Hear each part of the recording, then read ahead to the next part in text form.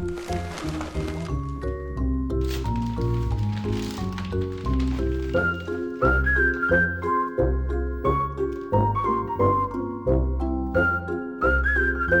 are my peppers from another continent? And my plums from Chile?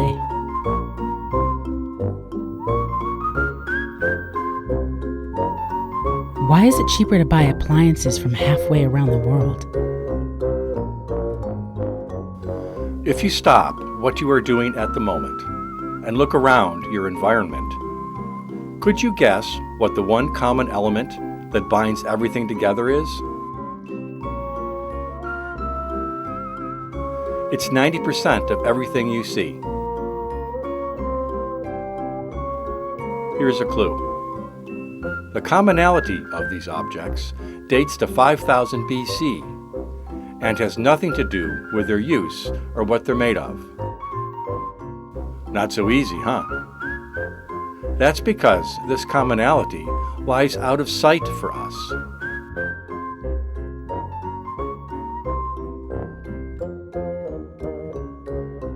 Something that affects the world, yet we never think about. 90% of every product we consume has components that have been shipped across a body of water. This is the shipping industry.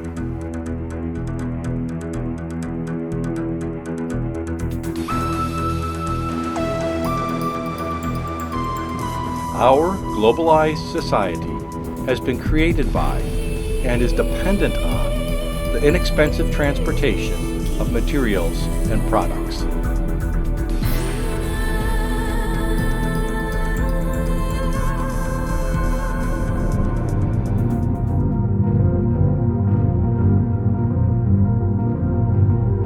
This is made possible by the economy of bulk.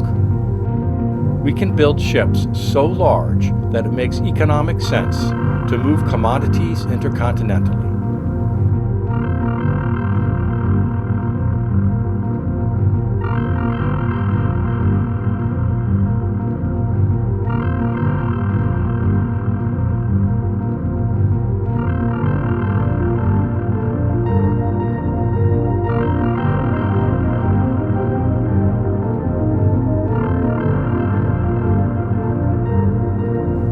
At any moment, there are more than 100,000 ships at sea, carrying all the solids, liquids, and gases we require to live.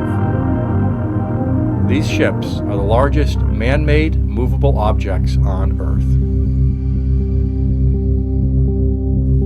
They work on a scale almost beyond comprehension.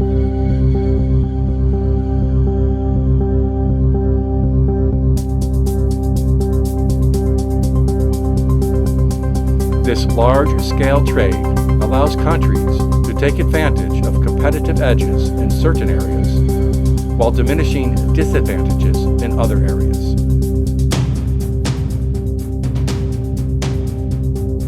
The shipping industry has played an important part in the dramatic improvements in global living standards that have taken millions of people out of acute poverty in recent years.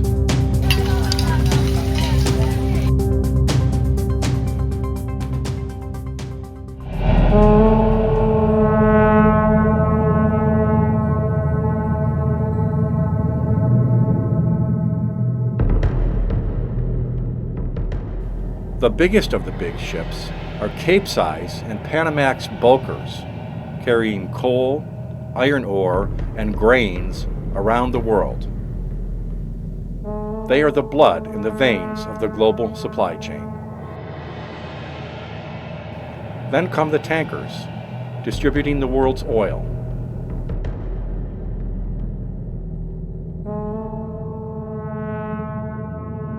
Smaller-sized ships carry an assortment of chemicals, metals, and liquids.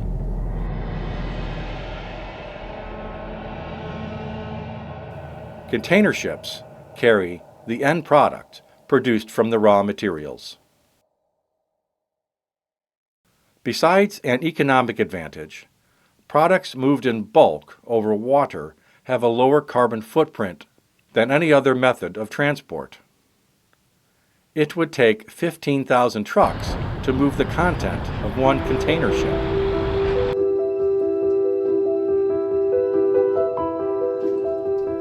If shipping is so important, why don't we know more about it? The shipping trade routes are invisible to us. We fly over oceans, not on ships across them, so we never see the cargo ships. The ports are in industrial sections of a few key cities that aren't accessible to citizens for security and safety reasons. Often, the only time we hear about shipping is when something goes wrong. They're here to help you start your day the right way. Gary and Bill on 92.1 L.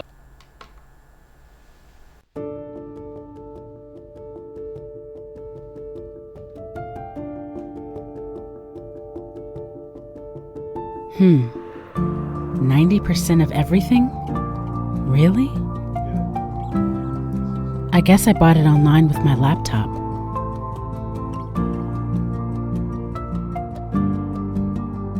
Okay, both the radio and laptop were most likely imported from Asia.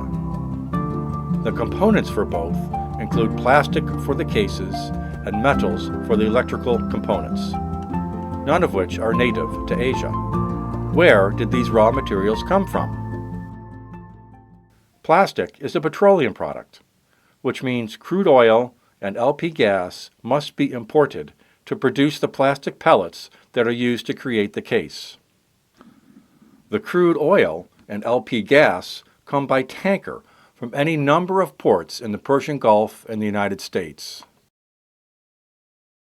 Both the clock radio and laptop need printed circuit boards, which are made with copper, silver, and gold, plus plastic and other chemicals for the LCD screens.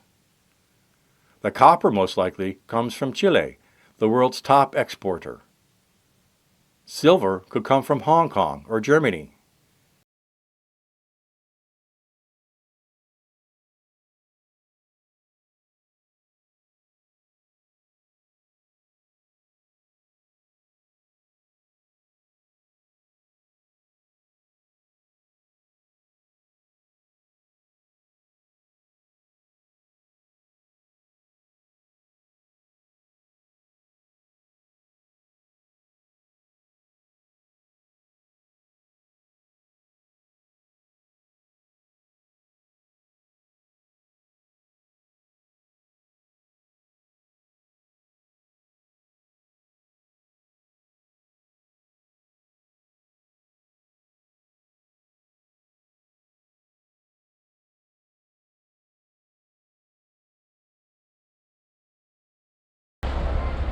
Really?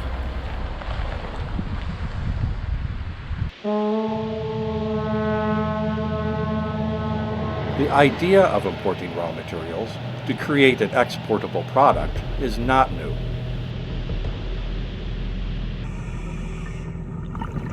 Archaeological findings in the Adriatic outline early shipping routes and products. The Roman and Grecian empires sustained their expansive population by shipping grain from northern Africa. But it was the Phoenicians in 500 BC that really understood the value of shipping as a commercial enterprise. 1, 2, 1, 2, 1, 2, 1, 2, 1, 2. One more. Now the Phoenicians are back. The Phoenician replica ship, the Phoenicia, recently sailed across the Atlantic Ocean. Well, the Phoenicia is the only authentic sailing vessel of its type in the world. Adventurer Philip Beale owns the Phoenicia.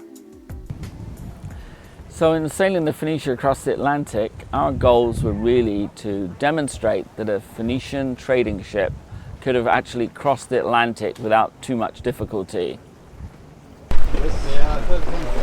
The sea was really the way that the Phoenicians expressed themselves. continents. They were trading with Asia, with Europe, Africa, and possibly the Americas. And they were part of the first commodity boom. Today, the trade is done largely with huge container ships.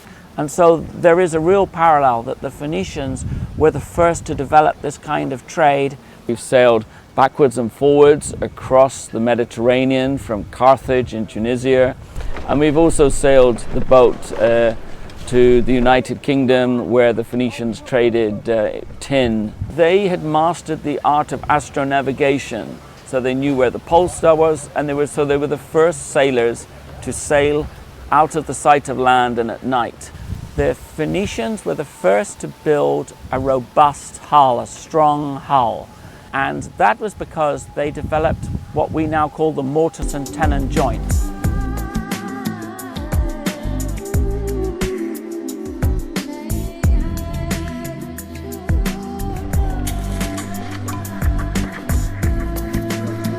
Sailing Phoenicia at night, when as you say, when the stars are out, when the moon is out, and the sail is billowing out, you are almost transported back some like 2,000–3,000 years to ancient times. It almost feels like you were living at that time. It is quite an incredible feeling.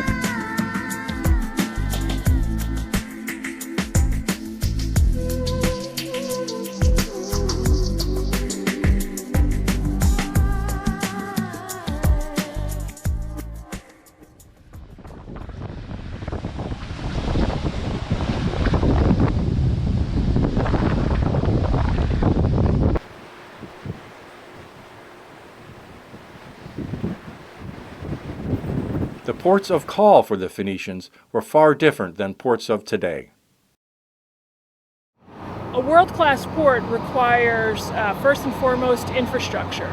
So that's the waterways that will allow the ships to come alongside the docks. It requires the road and the rail infrastructure for the distribution of cargo. Requires deep water, depending on the commodities that are moving.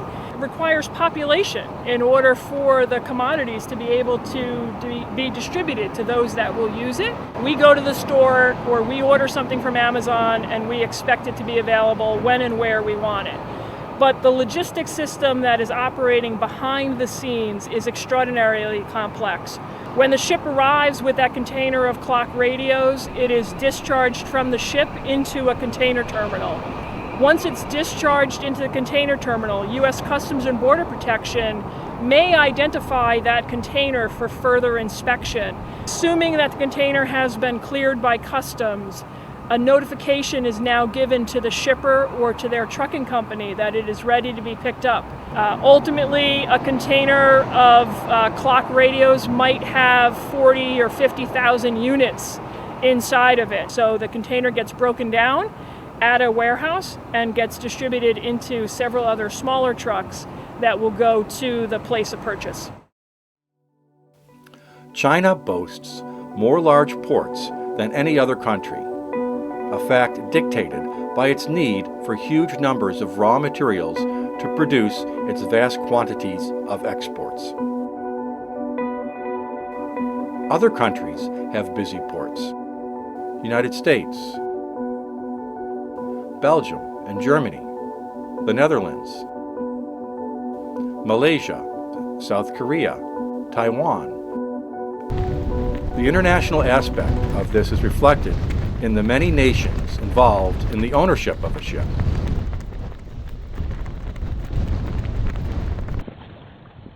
Sometimes the boat was built in one place, but its home port is in another place. It's kind of difficult to say, this ship is of this nationality. Sometimes the ship is owned by a different person or company that owns the cargo, then staffs the crew. The crew is often multinational. A flag state is the country that has jurisdiction over a particular ship. So the ship is sort of like a floating piece of territory for the state in which it's flagged, and it kind of carries that jurisdiction with it wherever it goes. So some flag states will require an inspection upon registry or an inspection with particular regularity. the industry wants uniformity. They don't want different rules for different parts of the ocean or different rules for how you build your ship depending on where you want to build it. In the 1940s, the International Maritime Organization was formed to sort of represent the industry working with governments to come up with regulations that worked for everyone. Another agreement that dictates how the open seas are governed is the Law of the Sea Convention. Their definition of piracy, for example, how you define an island versus a rock. It's a pretty long agreement, and one of the reasons it's so significant is the majority of countries in the world have signed on to be members of the Law of the Sea Convention.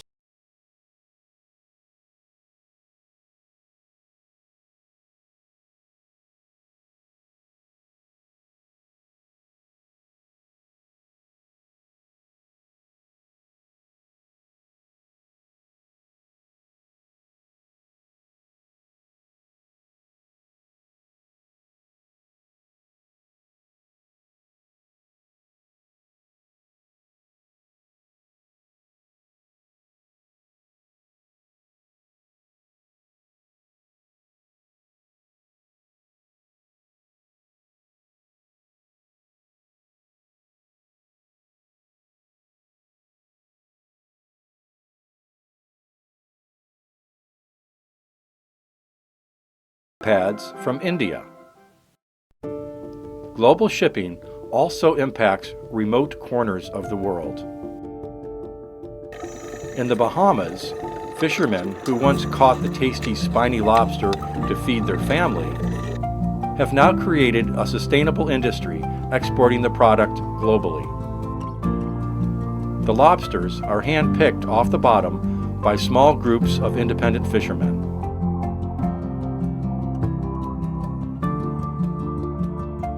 Then packed and frozen for export.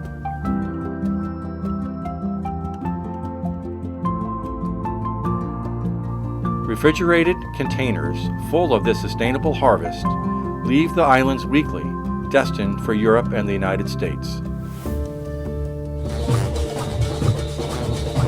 The income from this trade has allowed the Bahamians to enjoy a chosen lifestyle.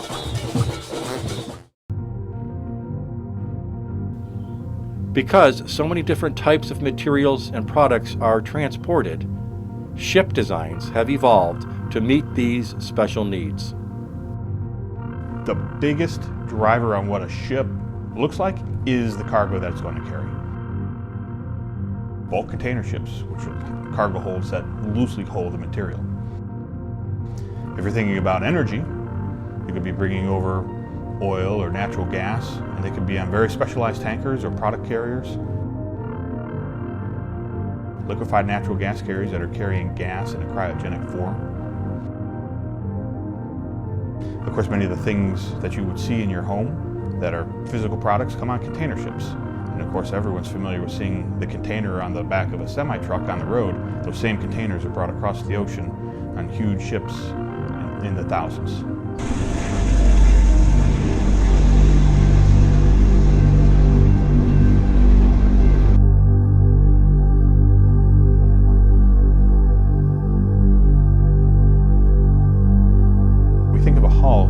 What is its purpose, and how does the shape of the hull affect the overall design? Perhaps it needs to be very sleek because it's very fast moving. Perhaps it needs to be very robust, like a barge that moves up a river where speed isn't important. 20 years ago, 50 years ago, you'd have to tow a model in a tank to see its performance characteristics from an engineering perspective. And today, and in the last couple of decades, we've really relied on computational tools to solve the mathematical equations that describe the flow over the hull to understand its performance. So that the computer is making decisions on how to change the performance of the hull to obtain certain design parameters that the engineer or the designer is looking for. Diesel engines have long been the most efficient form of propulsion. Compared to the diesel engines used for cars and trucks, a ship's diesel is almost unidentifiable.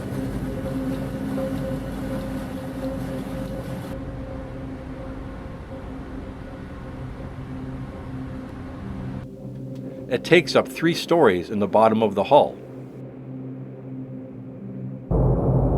To work on the massive engines, mechanics have to walk into them. The engine's raw power and torque is transferred via massive shafts to the propeller, which drives the hull forward.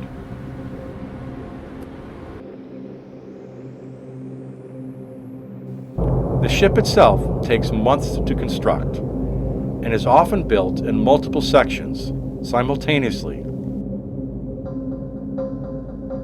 then assembled.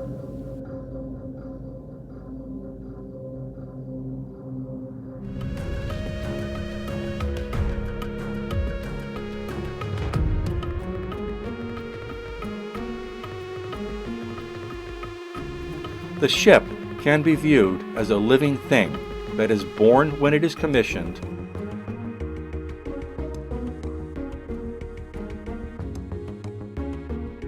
and dies when it is recycled. In between, it is fed fuel and provides a service. The expense of these vessels is so great, they must be utilized constantly. A ship's ability to carry large volumes of cargo is the key to achieving the economy and cost that makes the industry viable. Statistically, shipping is the least environmentally damaging mode of transport. Even so, the industry is taking steps to reduce its environmental impact. Transnational shipping is a small percentage of total greenhouse gas emissions, less than 5%. Globalization is continuing apace. We're finding more benefits from trading more things across more borders. You know, the international community has woken up to climate change, is trying to do something about this. Better to plan it early and move in that direction together. If you take any industry in the world, it seems like right now the shipping industry is sort of seeing this effect more than anyone else. You know, as the world gets very serious about decarbonization and the concept of sustainability, the International Maritime Organization has put out goals and targets and regulatory actions. It's not just the IMO, it's you have certain countries as well that are sort of implementing their own restrictions. You know, it started with fuels, and then it moved into exhaust scrubbers, and then the future will be dual fuels, and then the future will be even advanced propulsion and energy concepts that we haven't even considered before. And of course, this is where you're starting to see a lot of ships determine, is LNG is better for us? So we're introducing new fuels, let's just low sulfur diesel, which is being used today.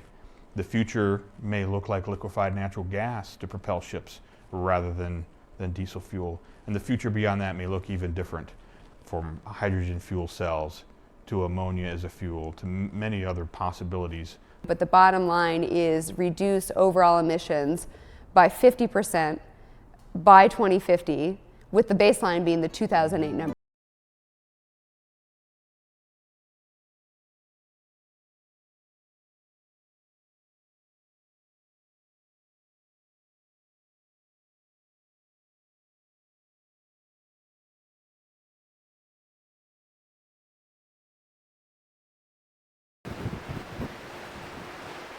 What we have now is a lot of ship captains who are very knowledgeable of the weather, but what they're knowledgeable of is the weather that they're used to. You know, you take 2 years ago where you had almost 3 Category 5 hurricanes in a row, which has never been seen before. And in the shipping industry, that's devastating. We're noticing it. We're noticing differences in sea surface temperature. We're noticing differences in the Atlantic trades over the course of the last few years.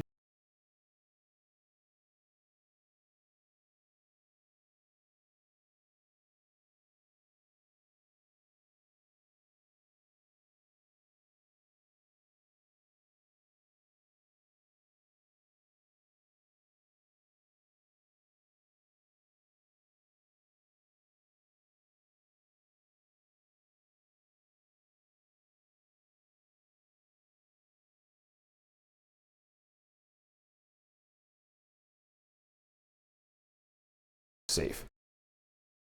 Hull coatings are a significant factor in reducing CO2 emissions.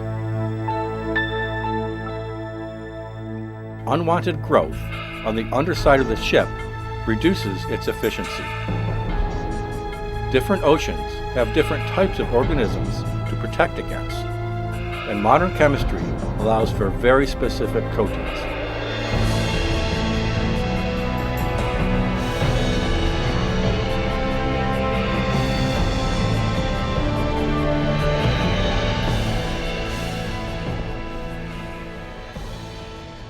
A ship which is regularly in tropical waters will use a coating that is different than one in colder temperatures.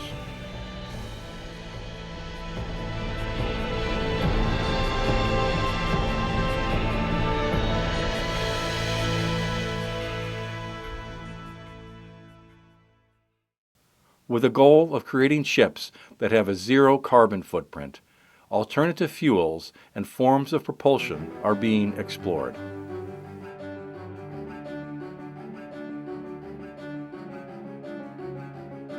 Leaders from all aspects of the shipping industry gather regularly to chart the course towards lowering greenhouse gases. Forward thinking and the courage to make bold decisions is a must. This exceptional cooperation towards a single goal is rare in a competitive industry.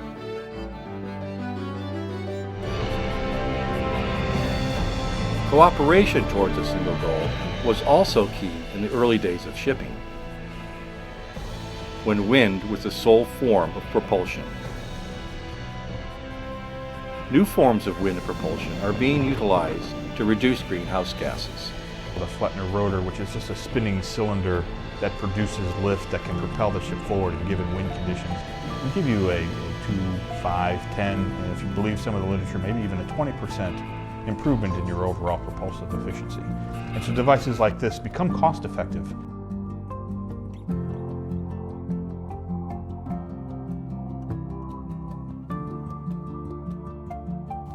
Testing is taking place for giant kites that pull a ship. Even traditionally shaped sails are being used as the main form of propulsion on newly built car carriers.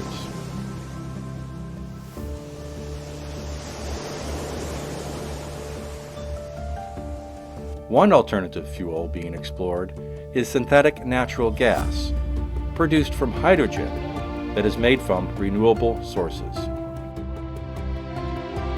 A ship is actually, you think of it as being this large steel and tough structure, but it's actually a very thin-walled structure. And as you load it in different conditions, you certainly do risk cracking or breaking pieces of the hull structure. And so proper ballast and proper loading of a container ship, a tanker, is very, very important from the structural health perspective.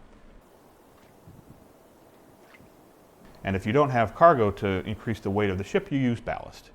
Typically, you bring in water from the sea and you fill tanks to increase the weight of the ship to lower it in the water and to level it. It becomes very important when you transport water from one area of the world to another to make sure that you're not introducing invasive species inside the water itself. All ships in international traffic are required to manage their ballast water and sediments to a certain standard before discharging. To mitigate oil spill disasters, all new tankers must be equipped with a full double hull. So a double hull is effectively the skin of the hull repeated twice with a little bit of an offset. So if something were to happen to the outermost hull, it would be ruptured from the outside by striking land or an object or another vessel. It wouldn't puncture the inside where the liquid could still be protected. The industry is eager to learn from past disasters and implement the necessary remedies to create a healthier environment.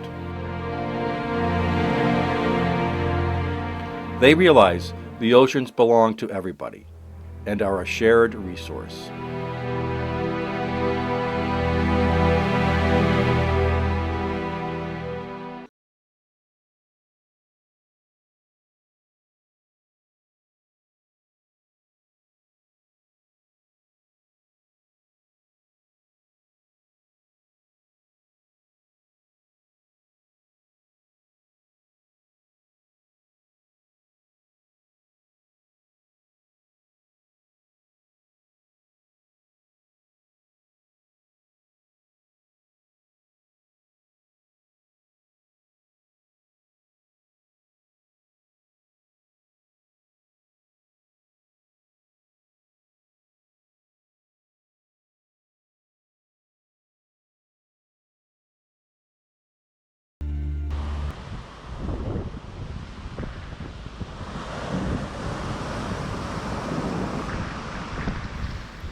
The responsibility of ships to the oceans and global populations is best illustrated through the actions of the captain.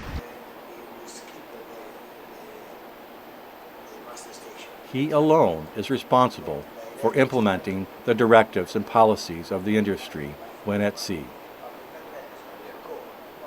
Knowing how to avoid situations that can be harmful to the ship, the environment, or the crew is the job of an experienced captain. It takes a special kind of person to fill this role. The old days of leadership by cruelty are gone.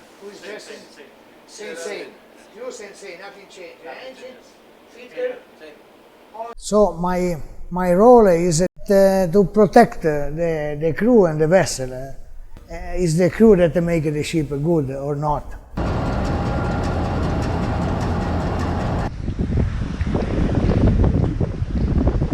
And so we cope with different nationality and different religion. Common culture that is not a Filipino, it's not Indian, it's not a European, but is a seafarer. Today's ship captain understands the needs of the crew, listens to their opinions, and ultimately gains their respect. I always believe we are here the first as a seaman. Later on we have some ranks.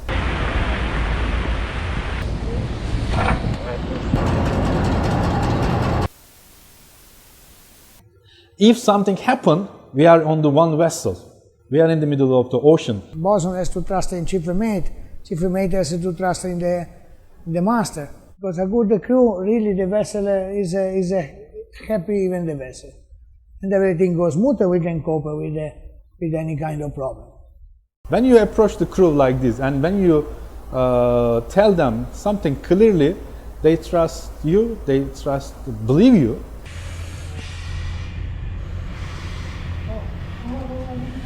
The seafaring industry is divided into two employment groups: licensed mariners, including deck officers and marine engineers, and mariners that are not required to have licenses, such as able seamen and cooks. Both of my grandfathers were seamen. My father was a seaman, so now me and my younger brother, we also just continue. And when I was young, I dreamed to become a seafarer.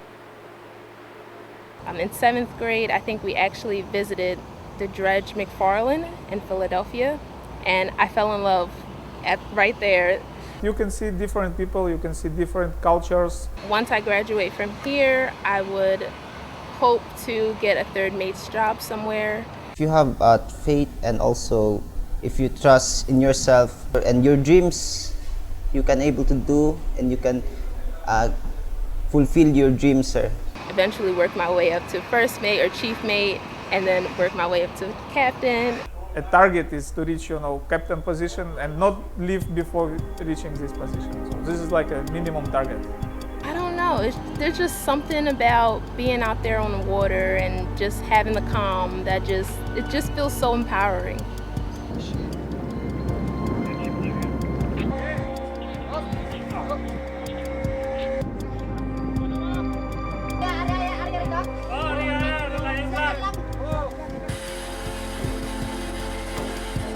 Crews are often comprised of many ethnicities, much like the industry itself.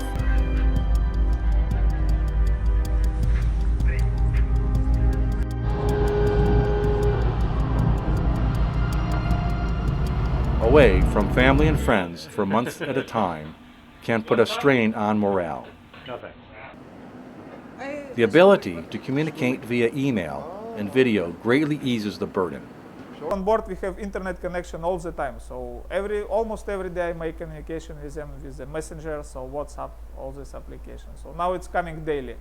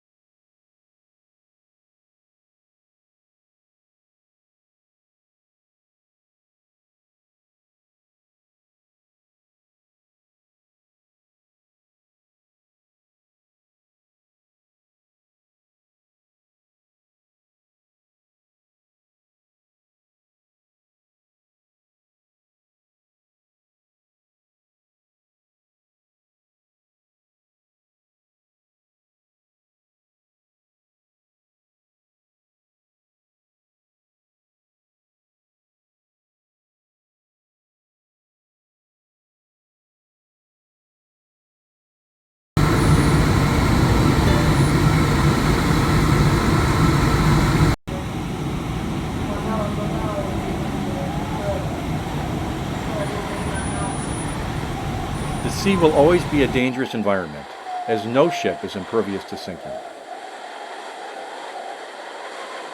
The best the crew can do is mitigate the effects of things beyond their control and minimize the human error element. Satellites and computer modeling are usually very accurate at predicting major storms, but it is ultimately a judgment call by the captain as to the safety of a course. He or she knows best the capability of the ship and crew. Vessel losses have been on a steady decline for decades, thanks to improvements in marine navigation, crew training, and weather prediction. On average, 60 to 70 commercial ships are considered a total loss by their insurance companies every year. Most incidents involve the ship going aground or collisions with other vessels. On average, 10 to 15 crew members die each year because of sinking or collisions. Besides weather, ships must be wary of areas of piracy. Hotspots of danger, fueled by any number of political or financial motivations, periodically spring up in various locations. They approach the ships in fast, small skiffs and make their way aboard with long ladders. Rather than take the ship or cargo, their goal is to hold the crew hostage for cash payments from the ship's owner. Go ahead, warning shot.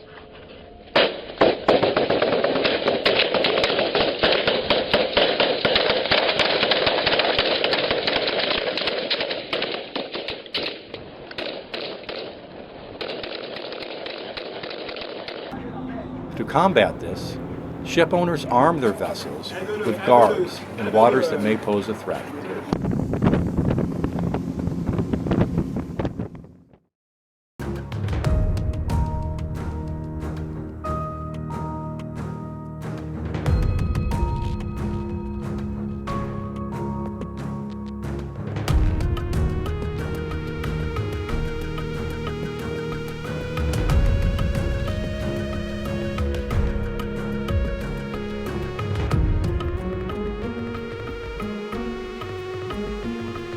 Shipping has led to the dismantling of barriers to trade and capital mobility.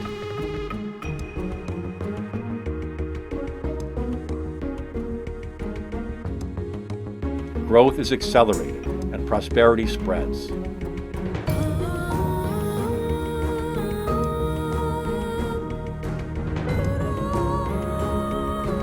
Skills and technology are more evenly dispersed, and both individuals and countries take advantage of previously unimagined economic opportunities.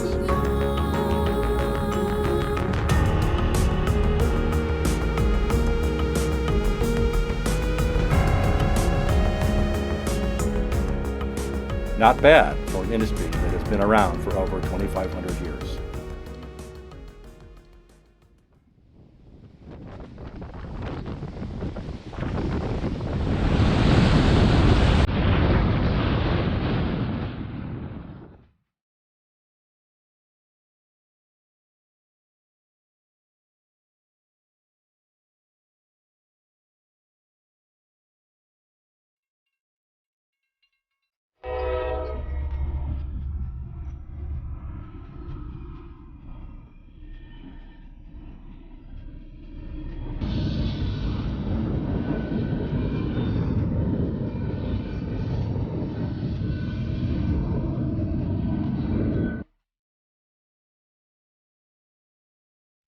"90% of everything